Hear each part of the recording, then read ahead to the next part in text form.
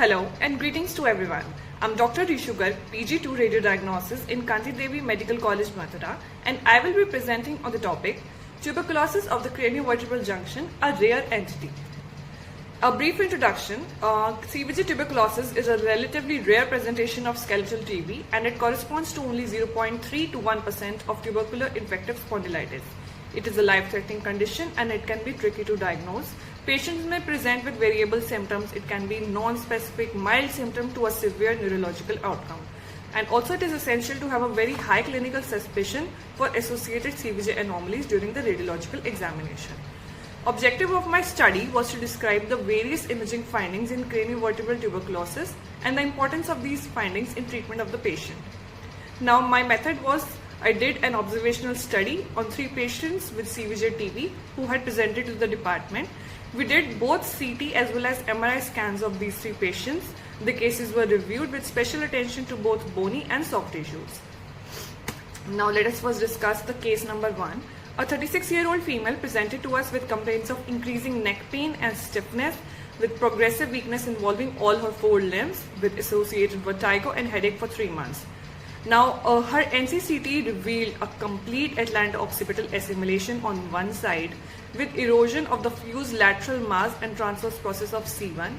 In C2 again, the tip of her odontoid process was blunted and eroded with an ill-defined soft tissue density lesion around her eroded bones. So this is a slide which is explaining these images. So first of all is the coronal cut of the NCCT cervical spine, second is a sagittal cut, and the third is an axial cut showing these findings. Her atlanto-axial dental interval is increased in this case, which is approximately 11 mm. So we can also appreciate the erosion and blunting of the tip of odontoid process. Now, this was at anterior atlanto-dental interval, my bad. Then in the next slide again we can see the sagittal cuts. On one side, that is the right side, the atlanto-occipital junction appears normal, whereas on the left side it appears that there has occurred an assimilation in this case. Now CE MRI of this female patient revealed that there was T2 star hyperintensity in the marrow with post-contrast enhancement of the involved bones. Then again there was a soft tissue which was hyperintense on T2 star and showing post-contrast enhancement.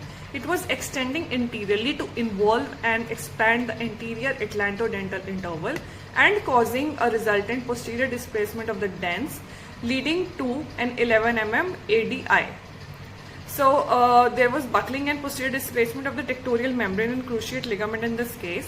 The soft tissue was also extending posteriorly and causing spinal canal compromise and compression of the cervicomedullary junction in this case. The canal diameter was only around 9 mm in this case. Now laterally the soft tissue was also encasing the lateral mass of C1. All these findings were corroborative to the findings that we saw on CT scan. Now a peripheral enhancing collection seemed to arise from the soft tissue with extension to the anterior prevertebral space from C2 to C4 levels. The anterior longitudinal ligament and anterior atlanto-occipital membranes were also displaced anteriorly and were causing compression over the oropharynx. So a patient was having mass effect symptoms as well. So in this first slide, I have covered the sagittal cuts of the cervical spine MRI. First one is obviously a T1 image, the second is a T2, and the third one is the STIR image, all showing these findings. Then in the next cut, I have again showed a collection and its resultant posterior displacement and a mass effect over the spinal canal in both the subsequent slides that I have covered. Including the post-contrast images where we can clearly appreciate this peripherally enhancing collection and its mass effect. So let's discuss the second case now. An 18-year-old female had presented with the complaints of severe neck pain and stiffness for 3 to 4 months with restrictions of movements, torticollis towards left side and radiation of pain to both her arms. This was also associated with left-sided headache, dizziness and fainting spells. She also had an old history of tubercular contact. Her neighbor, her closest friends was having tuberculosis when she was a child and she was very close to her basically, and our patient also had fever for 10 days. So the clinical suspicion was very high in this case. Her NCCT revealed a significant erosion of the subjacent articular facets of C1 and C2 and the transverse process of C2. Her CE MRI revealed C1 and C2 vertebral bodies showing a T2 star hyperintensity even in the dense, and there was absence of tissue edema. The anterior ADI measured 2.9 mm in this case, which is slightly more than the normal one.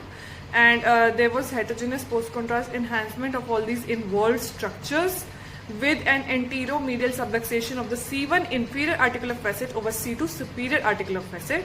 There was a reduction in left lateral ADI and a gross widening of the right lateral atlantodental interval. So in this image, in the slide, I have covered the CT scan images of this patient. We can clearly see the fusion of the lateral masses of C1 and C2 on the left side, and the anterior atlantodental interval is slightly increased, and the left atlantoaxial erosion can be appreciated with increase in the right anterior atlantodental interval. So again, this is the CE MRI image. The image on the right basically is showing the T2 star hyperintensity of C1 and C2, whereas the other image is showing the post-contrast enhancement and the widening of the right lateral atlantodental interval. Then the case number 3 was actually a very small child, 7-year-old child with similar symptoms. And his NCCT revealed an isolated erosion and blunting of the tip of odontoid process with sclerotic changes. The other structures in this child appear normal. Then CE MRI revealed an altered marrow signal intensity of the odontoid process with heterogeneous post-contrast enhancement. There was again a peripherally enhancing collection along the left lateral anterior left lateral atlantodental interval, causing its expansion. So this is again a T2 and a stir image of my patient, and then again I have covered some other images including the post-contrast images in all these 4 slides to show the various findings. Here again we can see the odontoid process on MRI scan, and left laterally we can see a collection and its resultant mass effects.